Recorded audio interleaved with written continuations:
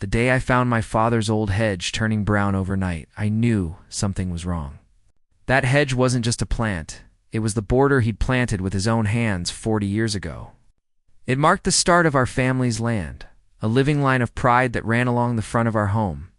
When I saw the yellowed leaves and smelled the chemical stench in the soil, something inside me snapped. Our HOA president, Linda, a sharp-tongued woman who wore authority like a badge, had been on my back for months. She said my hedge was too tall and not uniform with the community standard. I told her it was staying. She didn't like that. 2 days later, half the hedge was dead. The sheriff said there was no proof, but I knew.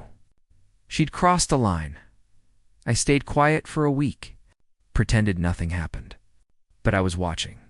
Every night from my porch, I'd see the HOA maintenance crew sneaking around with their golf carts refilling sprinklers, watering lawns, making sure every approved home looked perfect. The same water system that ran under my property line also fed theirs.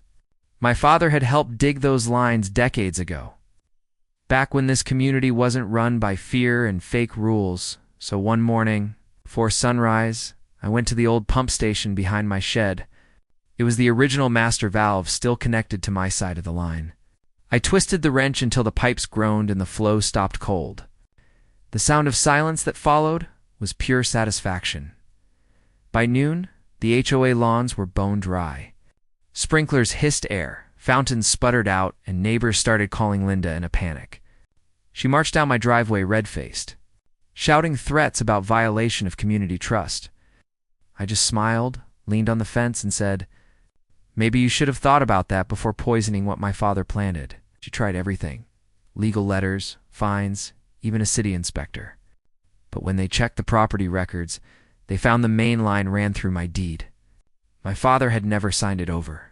The water was legally mine. The inspector made it official. If they wanted water, they'd have to negotiate. By the next week, the HOA voted her out. The new board apologized, paid for new soil, and offered to replant the hedge. I accepted, but only after I made sure every neighbor understood where the real property line stood. Now, every morning, I sit on that porch with my coffee and watch the new hedge grow back stronger, greener and prouder than before. Because sometimes, when you defend what's yours, you don't need to fight loud. You just need to turn the right valve. **, for more interesting and heart-touching stories. Hit the subscribe button now.